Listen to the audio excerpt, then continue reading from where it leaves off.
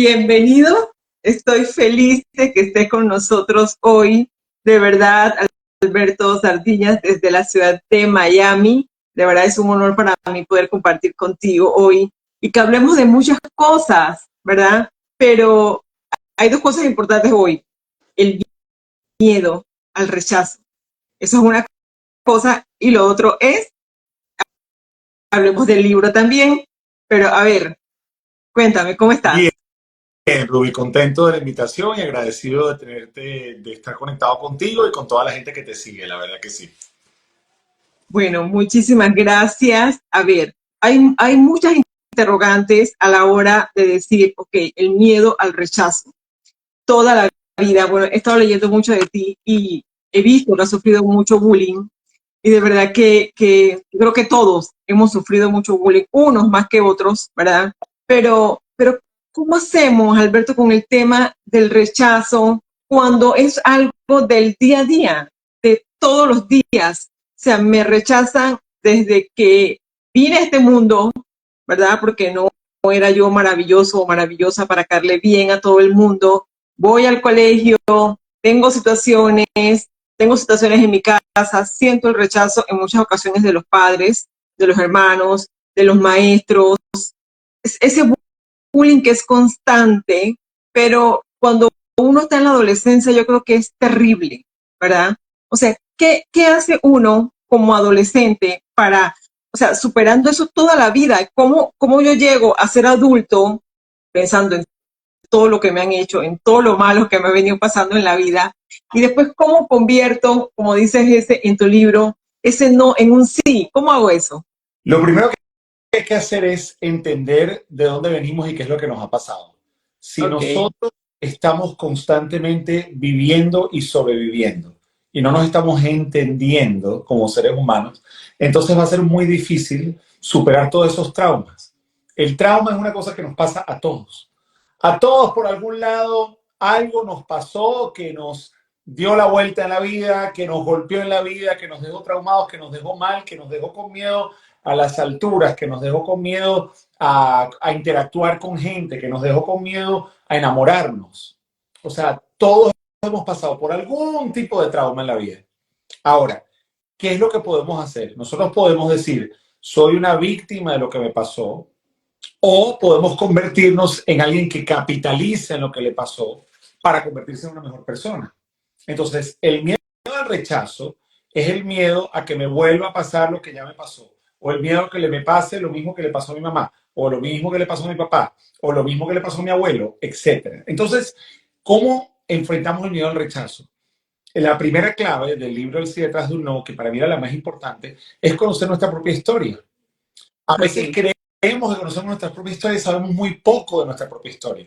Entonces yo agarré y, por ejemplo, empecé a preguntarle a mi papá sobre su historia, desde Cuba, luego Venezuela, etcétera.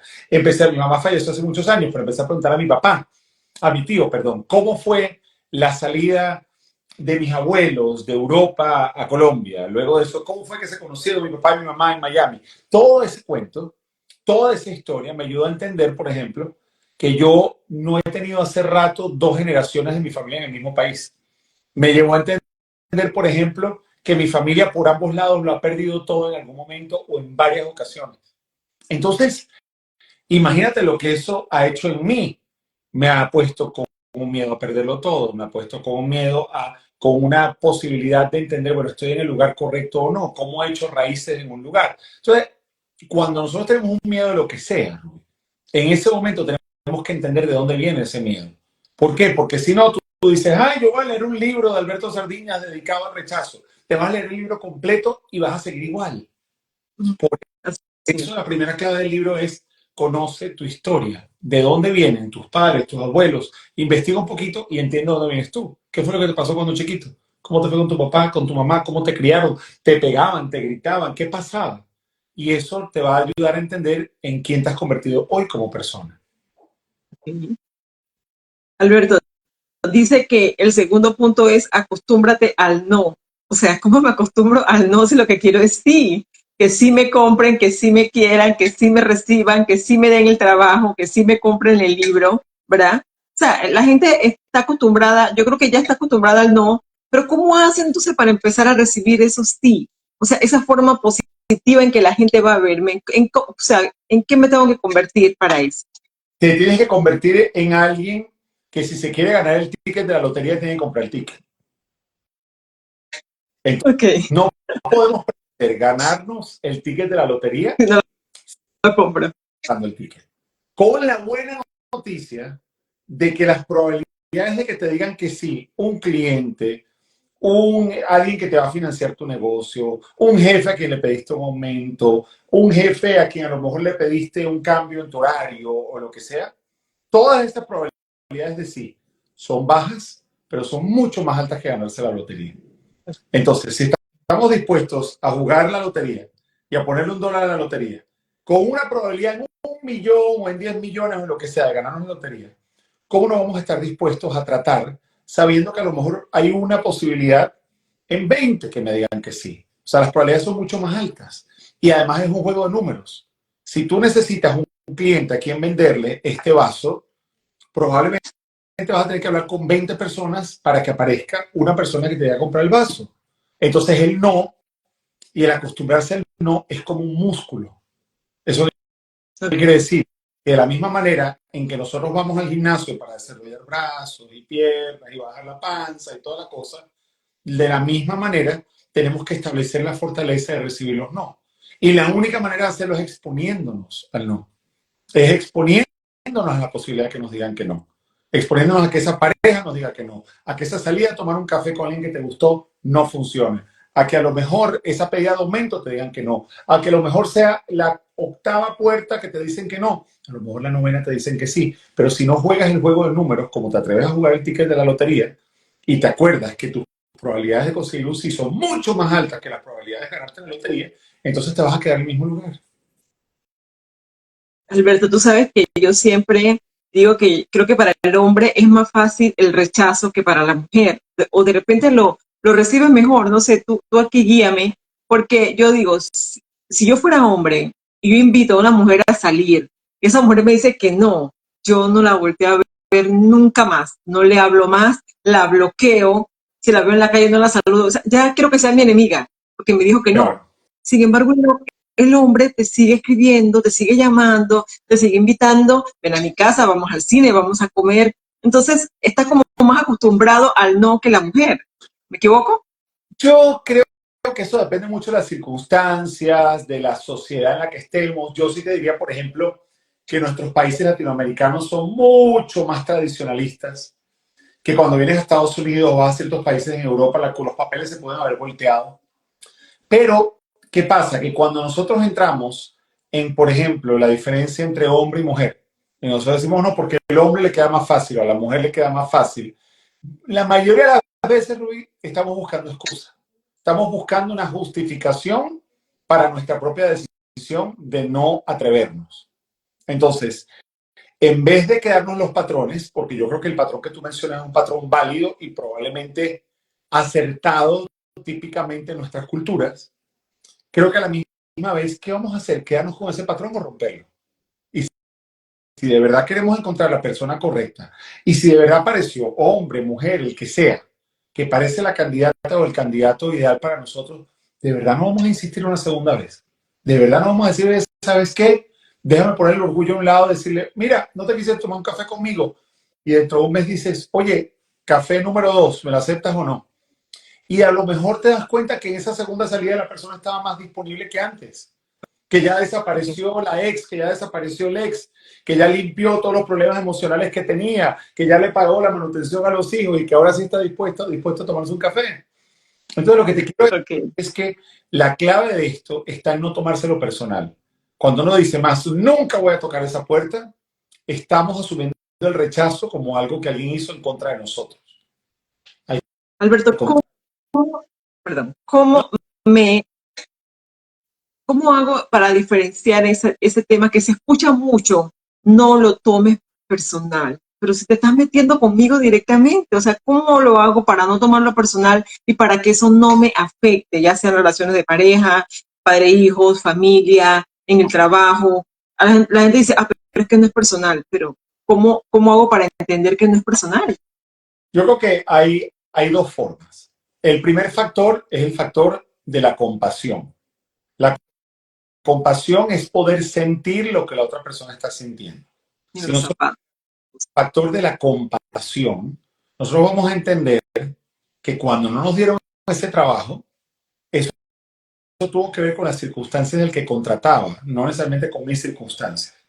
Entonces, ¿qué quiere decir? Que hay una persona que decidía, yo no soy la persona que decide, yo soy la persona que es un candidato, o hay una persona que va a elegir un proveedor de un negocio y no me compró los vasos a mí, se los compró a otro.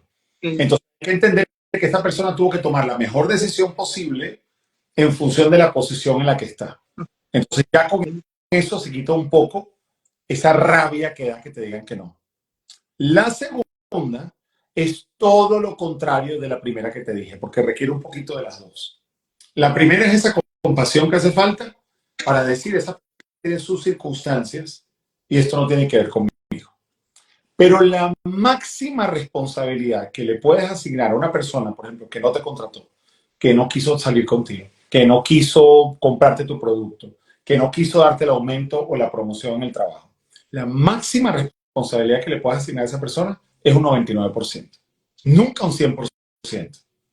Y ahí es donde viene algo que explico en el libro, en el Sí detrás de un no, que se llama la regla del 1%. Y es preguntarte, ok, tiene 99% de la culpa, ¿dónde está mi 1%? ¿Dónde está esa pequeña parte de responsabilidad que yo podría mejorar la próxima vez que yo intente lo mismo? Entonces, la lección, y la próxima vez que hagamos ese intento con la misma persona o con otra, vamos a hacer un 1% mejor. Alberto, ¿de qué se trata Acumula Horas de Vuelo y no es para ganar millas? ¿De qué se trata? Ni para hacer Gold, ni para hacer Platinum, ni nada de eso. Acumular horas de vuelo quiere decir que vivimos en un mundo donde en Instagram o en TikTok o en donde sea, nosotros vemos como una persona pasa supuestamente de pobre a millonario en 30 segundos. Entonces editan, ¿no? Puede ser cierto, sí, la historia que cuentan, foto de pobre, foto de menos pobre, foto de clase media, foto de media alta, foto de millonario, foto de millonario. Y en 10 segundos está la historia. Pero la parte que no contamos muchas veces son los 25 años de trabajo que hubo entre todas esas fotos. Como vivimos en esa gratificación inmediata de wow, mira cómo fue de pobre a rico, mira cómo fue de gorda a flaca, mira cómo fue de la más fea del salón de clases a mi universo. Entonces perdemos la perspectiva de cuánto trabajo probablemente hubo detrás de eso. Entonces, cuando yo hablo de acumular horas de vuelo, es que nosotros no podemos pretender que sin experiencia vamos a estar logrando las cosas que queremos lograr y hacerlo de hoy para mañana. Acumular horas de vuelo quiere decir, pónganme a trabajar. ¿Dónde puedo probar trabajar? Hay que hacerlo de gratis, lo hacemos de gratis. ¿Cuántas horas hay que trabajar de esto? O sea, empezar a meterle práctica. Porque la habilidad que yo puedo tener de ir al aire en vivo todos los días en la radio y la televisión empezó un día en el que yo no sabía ni qué decir cuando se abría el micrófono. La habilidad mía de hoy estar arriba de frente de la televisión, yo cuento la historia.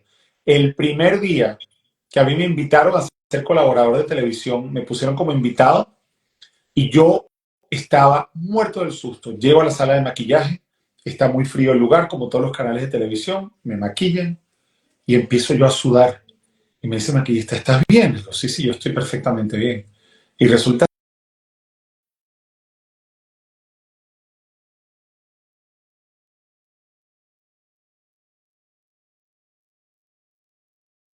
botellita de agua, todo muy tranquilo, y yo sigo sudando. Estaba sudando tanto que la camisa se me manchó de sudor y tuve que ir a pedirle al maquillista que me prestara su secador de pelo, quitarme la camisa y secarla. Wow. Y después de eso, imagínate tú, salí al aire. ¿Y de qué iba a hablar yo en ese segmento de televisión? De cómo ser más seguro de uno mismo. Imagínate la ironía. Y yo estaba viéndome, ¿qué pasa? Al fin y al cabo, se secó la camisa, salí al aire, me volvieron a maquillar, salió perfecto el segmento, pero sufrí un montón por todo este preámbulo. Y yo tenía dos opciones. Tenía la opción de decir, voy a seguir trabajando en la radio y no tengo que volverme nunca a la televisión, o vuelvo a intentar la televisión y volvemos a tratar de ver qué pasa. Y decidí regresar a la televisión. Y me volvieron a invitar, y me volvieron a invitar, y ya dejé de sudar, y ya estaba tranquilo, y ya todo era más rápido, hasta que con el paso de los años me convertí en conductor de televisión.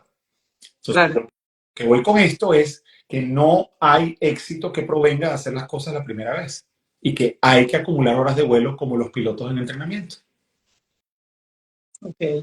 O sea, esos 25 años de trabajo, o sea, han sido la ruta, porque la persona dice, oye, pero es que este de repente salió y ahora es presentador, y este de repente ahora es famoso, y este, o sea, ese de repente duró 5 años, 5 años. 25 años, 20 años, o sea, lo que sea que haya sido. Claro, no sabes lo que es la historia de cada quien, pero definitivamente hay que entender que cuando tú ves a Shakira o a Jennifer López en el escenario bailando como unas diosas, muy probablemente no solamente es que llevan 25 años en esto, es que probablemente todavía 25 años después tienen instructores de baile y Claro, claro, coach vocal. que la guían todos los días. Entonces, constantemente hay que estar aprendiendo. Ok. Dice, enfócate en el camino y no en el destino. O sea, yo voy enfocado al lugar donde quiero llegar, pero es algo así como que me disfruto el viaje, algo No así es. solamente hay que disfrutarse el viaje, hay que entender el propósito del viaje, porque la mayoría de nuestra vida en la carrera profesional, por ejemplo, también en la vida personal, vamos a pasar la mayor parte del tiempo en el viaje y no en el destino. Entonces, si alguien un Okay. día decidió que su felicidad está en $1.000.000, cosa que yo cuestionaría, pero digamos que alguien decidió que su felicidad está en $1.000.000, tienes que entender que probablemente vas a tener que pasar 5 años, o 10 años, o 15 años, o 20 años, dependiendo de cuál sea tu ingreso, hasta que llegues al $1.000.000. Entonces, si tú solamente te enfocas en el millón, el millón, el millón, el millón, te estás perdiendo de las experiencias para llegar al millón, de las negociaciones para llegar al millón, de pedirle un descuento a un proveedor para vender más caro tu producto. O sea, el proceso es lo que hay que disfrutarse. Eso es lo importante. Y esto lo cuento yo al principio del libro cuando hablo de que nuestro programa de televisión fue nominado al Emmy. Y nuestro programa de televisión fue nominado al Emmy 5 años después de estarlo intentando. La gente no sabe que los premios Emmy hay que proponer a su propio programa. No te llaman Así. para nominarte. Tienes que inscribirte en el Emmy a ver si te nominan. Por 5 años nos inscribimos, pero no nos nominaron. Y de pronto llega el quinto año, nos nominan, nos preparamos para la ceremonia, había que viajar de Miami a Orlando, nos compramos los mejores trajes y las pintas y cuadra del hotel y vamos para allá. Y una semana antes del Emmy me llama la organizadora de los premios Emmy y me dice, Alberto, sé que estás nominado, sé que vas a estar aquí, veo que compraste tu boleto, ¿a ti te importaría ser uno de los presentadores de la noche? Me gustaría que entregaras como 12 premios Emmy.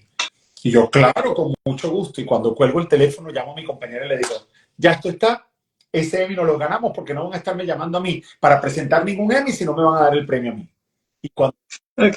ya no nos llevamos el Emmy, no nos lo ganamos.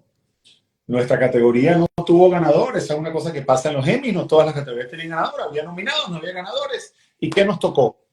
Regresar a Miami y al día siguiente a las 7 de la mañana se prendieron las cámaras y volver a hacer el programa. Y vuelve. Y ahí nos dimos cuenta definitivamente que el camino es la clave y no el destino. Wow. El libro se llama El sí detrás de un no. Y yo creo que eso aplica para todo en la vida, porque, o sea, es que todo en la familia, en el matrimonio, en las parejas, o sea, con los hijos, o sea, van a haber no todo el tiempo en nuestras vidas. Y yo creo que, o sea, no es un tema que es personal, sino es simplemente que, o sea, tú te imaginas que nos dieran que sí a todo lo que pedimos, ¿verdad? Es como si fuera el tema de la muerte. Ok, te vas a morir el 23 de marzo a las 3 de la tarde de 2027. O sea, ¿qué chiste tiene, no? Que sepamos, o sea, tal vez viviríamos de otras maneras, de otras formas, pero quizás nos morimos antes de la desesperación de saber que nos vamos a morir en esa fecha y no vamos a disfrutar tampoco del camino ni de nada porque vamos a estar esperando ese momento.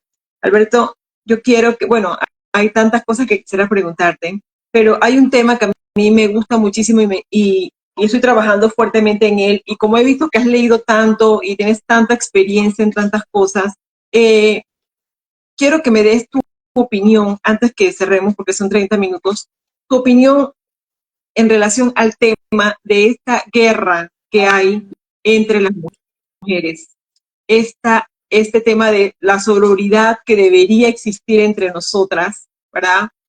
¿Cuál es la opinión tuya como hombre en relación a este tema que tú estás viendo que está pasando entre las mujeres y no solo Latinoamérica? Esto está ocurriendo a nivel global. ¿Qué opinas? ¿Cuál sería el mejor ejemplo de donde tú interpretas esa guerra? Para entender un poquito porque hay muchas guerras ocurriendo entre mucha gente.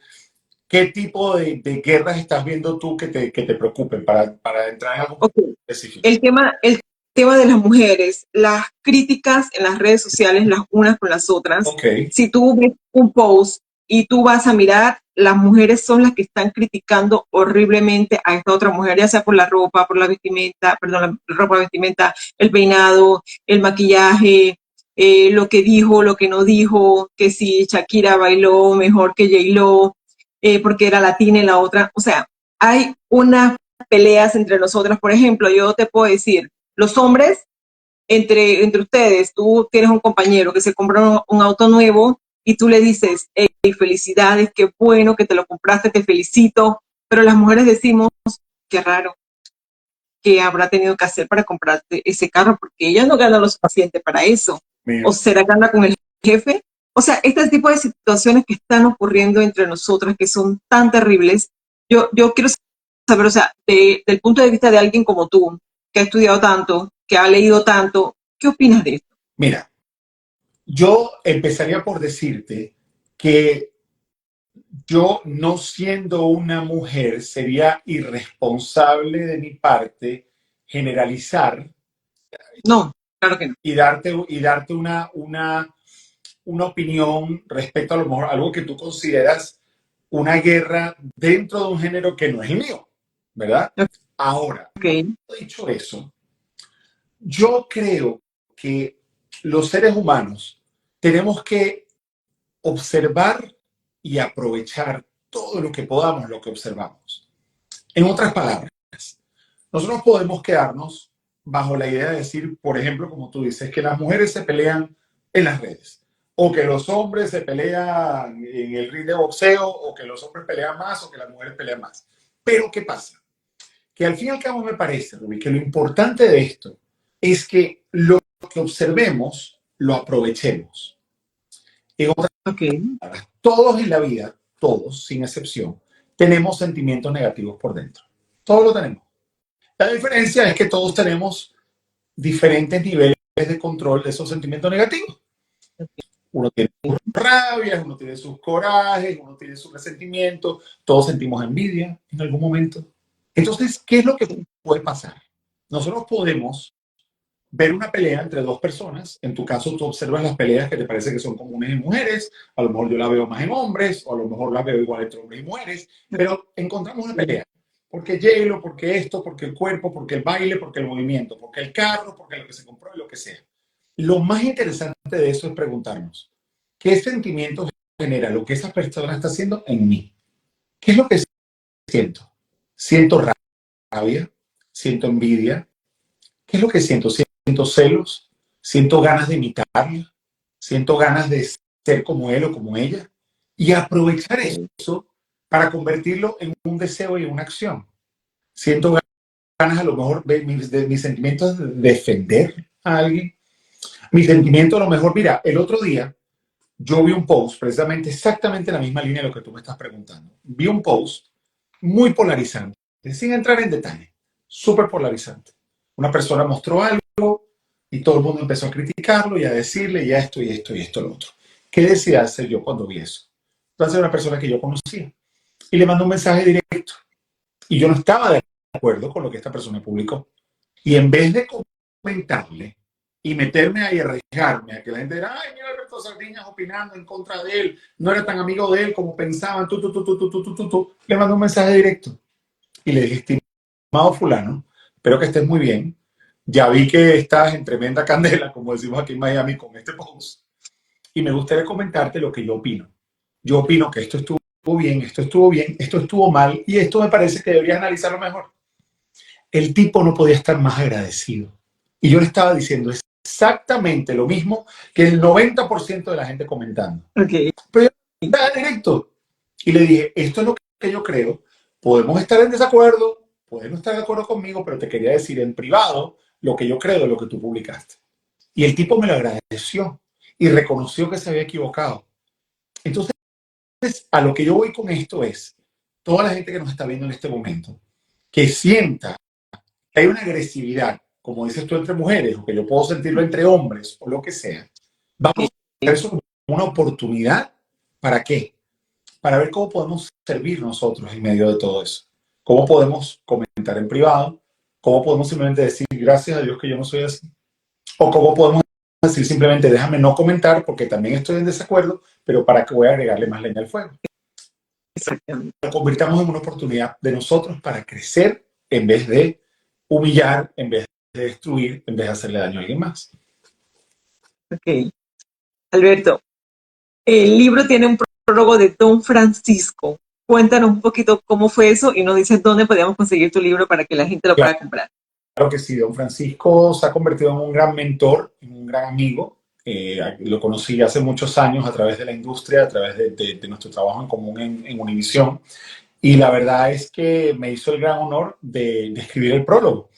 El prólogo para mí fue bien importante porque era una manera de introducir el libro, era una manera de explicar cuál es el propósito del libro y sobre todo fue un prólogo donde digamos, me sentí honrado de que él pudiera escribirlo y que también pudiera reflejar la parte personal que él conoce de mí como una manera de introducción a la razón por la cual yo decidí escribir este libro. Se llama El sí detrás de un no, cómo sobreponerse al rechazo para lograr tus sueños.